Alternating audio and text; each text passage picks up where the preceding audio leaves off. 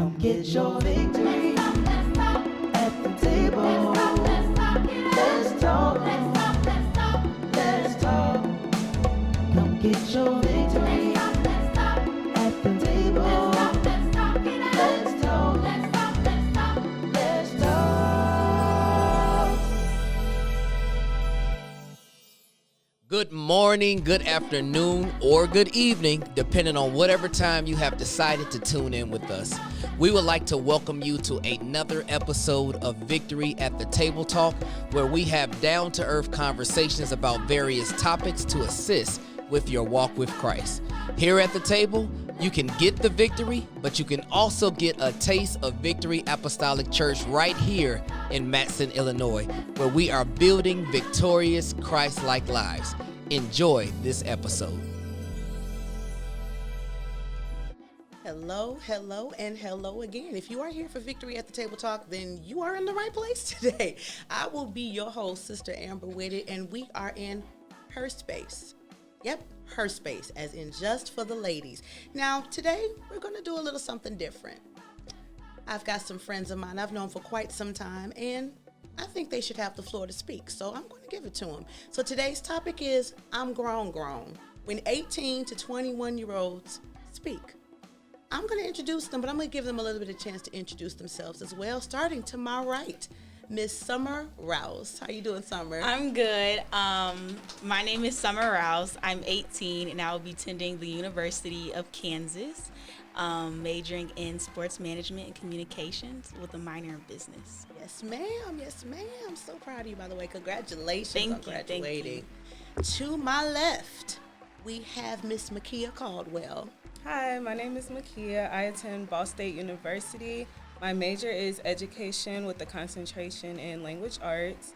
I've been a part of Victory ever since I was really young. I've been a part of the junior vessels, the dance ministry, and the youth cheerleading ministry. Nice. And to my far left, we have Miss Brianna Burns. How you doing, Brianna? I'm good. I'm Bree. I go to Jesse University. I'm 21. I'm a natural science major.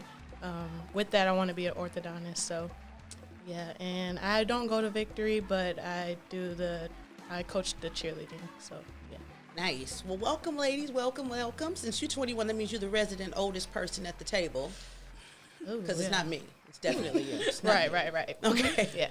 So, ladies, what I want us to do while we're sitting here, I want us to be open, be honest, be relaxed, okay? Everybody knows each other, so it's not like we don't know who each other are.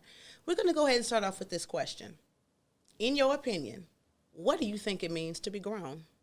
I feel like it's mindset, mentality on the way that you do things, in your everyday, like something childish. I don't know, like, oh, I'm going to go downstairs and I'm going to have ice cream and this, and this, and then I'm going to lay in bed all day, and then I'm going to do it. Like, it's just mindset-wise. Like, not saying that you're not mature, you're not grown because you eat ice cream for breakfast, but there are just things that you do mindset-wise that prove you're grown.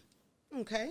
What about? I feel like it's making your own decisions and not having to consult with an adult figure at all times. Like, you can do your own things. Going to college is a grown mindset, like where you want to go in life. So I feel like that type of path is what gets you to that. Okay, what about you, Kia? I feel like it's more of like a responsibility thing and being accountable of your own actions. And just, I can go off of what Brianna said, like not relying on your parents as much, but if you do like need them, know that they're there to help you. Okay, now you all talked about mindset a lot. So let's kind of roll with that a little bit, okay? What do you think that entails? Like, let's try to dig into that a little bit. Like, when you say a mindset, like anything can be a mindset, but what do you really think that entails? Self-improvement, self-love, growing inside of your faith, growing education-wise, and just growing as a all-around person. Okay. So, Yeah, it's basically the same thing. I feel like growing as a person. Like, for me, when I was in high school, I lost sight of God. I really did. I went to public high school. I've been in private school all my life until high school, and I lost sight of God. And then being able to decide what school I'm going to, which is a Christian school, by the way. And that brought me back to God, and that like grew. I grew as a person. I grew in my faith, especially this year. So Let's dig into that a little bit, especially because I know for certain you too go to Victory. I know you don't, but you've been around a lot of us, all right? So when you're dealing with growing up in the church specifically, do you feel that now that you're older, that people are respecting who you are as a young lady, or expecting who you are, for you, Bree, as a grown woman, literally? Do you feel that people respect your new position? Yes or no? No. Why? Not because everybody wants to be like, oh, stay in a child's place, or, you know, just getting used to the idea that, yeah, I'm not really that child that you think I am anymore. That same kid that was running around the parking lot is not the same kid that's standing in front of you, let alone being a kid. And what you had said about private school, like, that's crazy to me because I went to public school my entire life, but 7th and 8th grade, I went to a Christian private school, and that's where I felt furthest from God, like absolutely, because not only was I one of the only black girls, let alone only black person, but it was one of those things where it was like, that's just not how I wanted God to be, or let alone is, you know what I'm saying? It's one of those things where it was wild. I felt furthest from God during that point, so yeah. okay.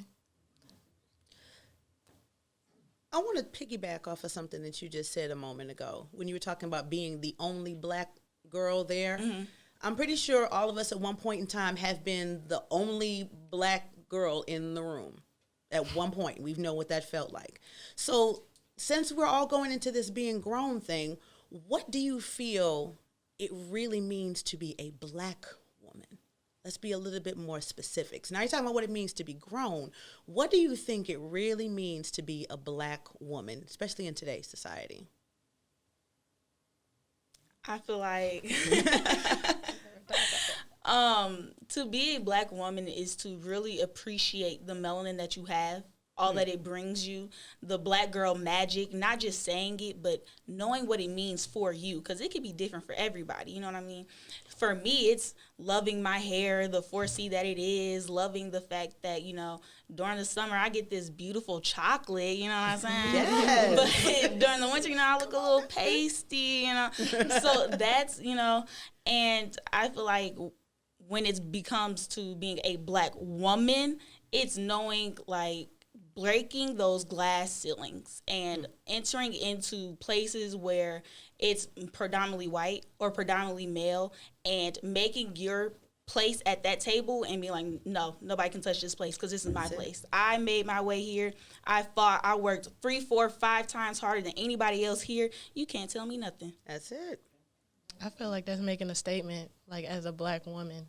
Like, thinking about, like, social media, it's really hard, especially, like, on TikTok and all this other type of stuff. Like, you look at stuff, and they be degrading black people. Absolutely. Black women especially. Yeah. And we get degraded for how dark we are, how light we are, and other stuff like that. And I feel like we can make a statement and then take that and be a role model to someone else.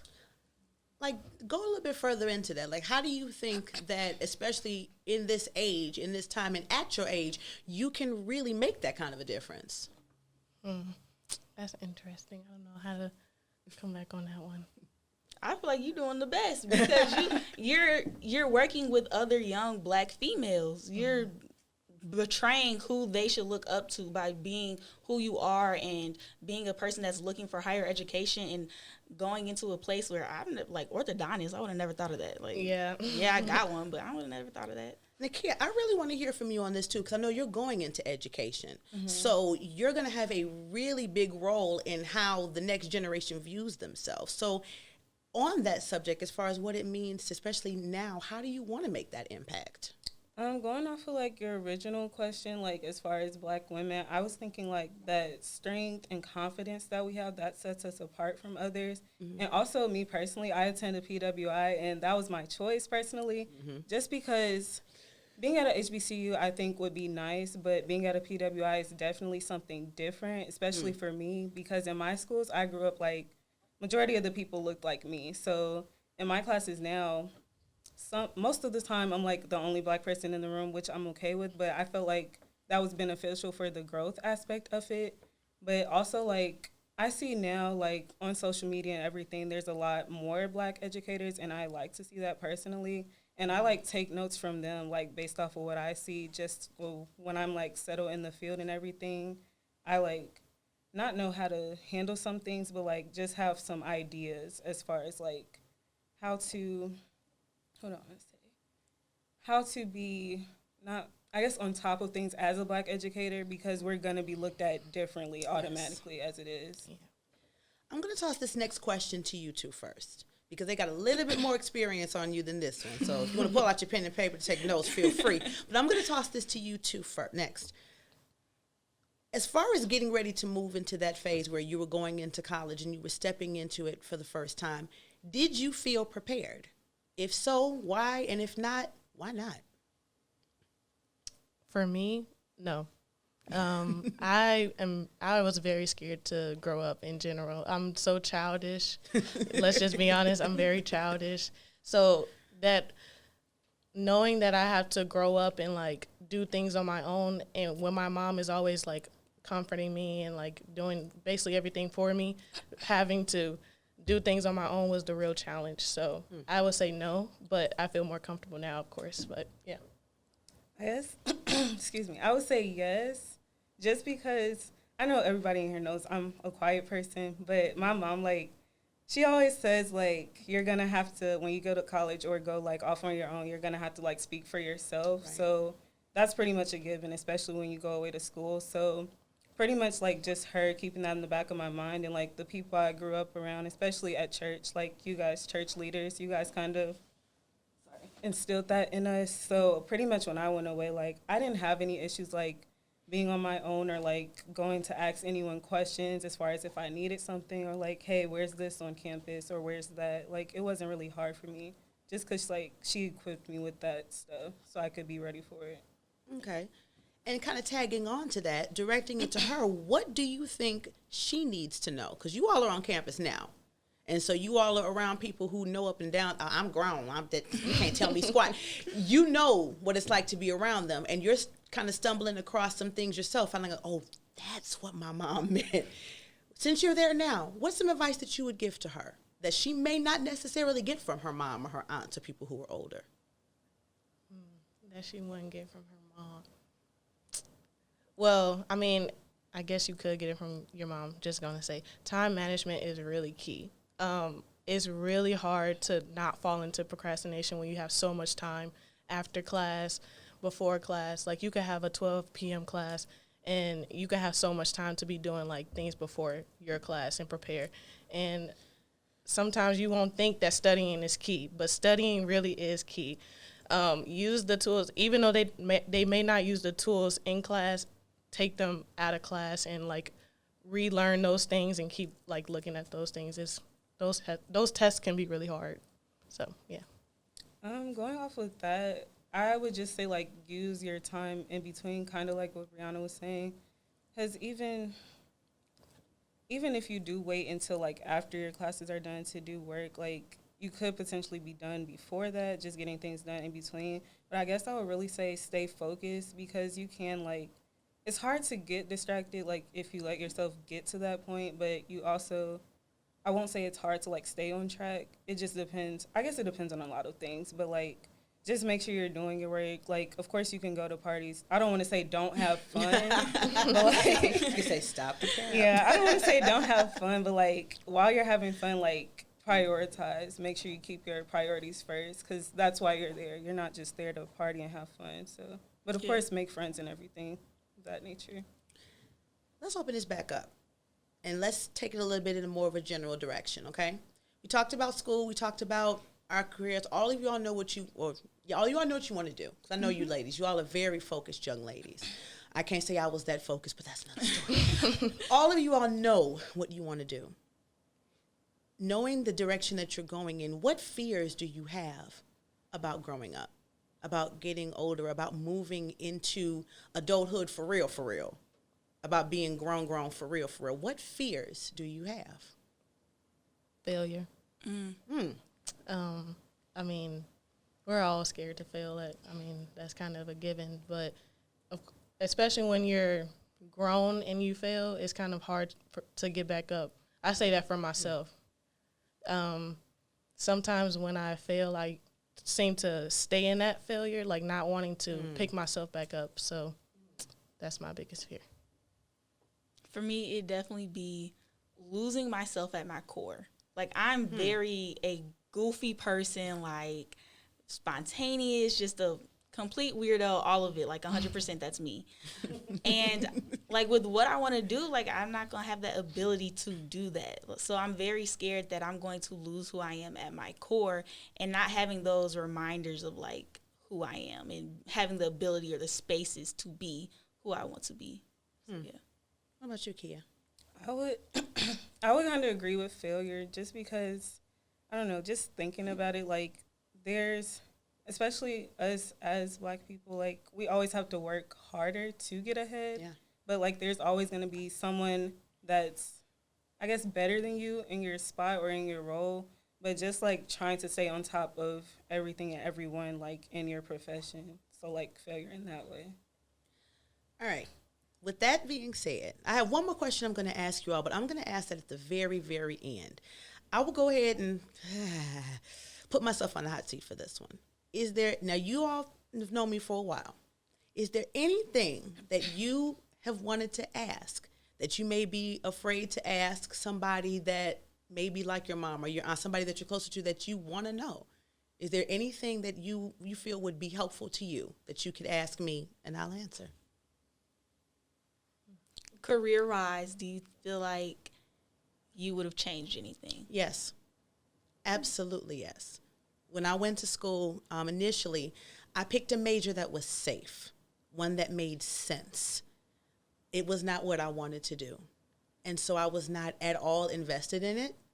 I put no energy into it and therefore did not put any energy into my studies at all. And if I have to go back and do it again, I would have followed my heart. And I probably would have been, I would have been a lot more committed to it and would have not had as many regrets. You took my question. So anything else? not that I can think of. I can't think of anything. Okay. So then I will ask you then in that same thing, what do you feel that you need to be successful? Need from yourself first, because of course it always comes back to you. What do you feel that you need from yourself? And what do you think you feel you need from your community, your tribe, your friends, your family, your church? What do you need in order to be successful at being grown? And we're going to start with Kia on this one. As far as yourself, I would say, I guess, discipline, just because being on your own just takes a lot of discipline with so many different things. And from others, I would say support, because support goes a long way, like especially from people you're close to. Mm-hmm. For me, I would say confidence. I'm not confident in myself, and my teachers tell me that a lot. Like, I don't talk in class. I don't try to, like, answer questions. But usually I'll be right. It's just because it's the self-confidence that I lack. So that's something I need to work on. And, again, support. I really strive on support from other people because, again, my confidence is kind of low. So yeah. We going to pray on that because you have absolutely no reason to not be confident. None of you all do. Like, you all would not be at this table if you all were not confident, amazing young women. Like, I know each of you all, like I know each of you personally, and I know your stories. You would not be here if that were not the case.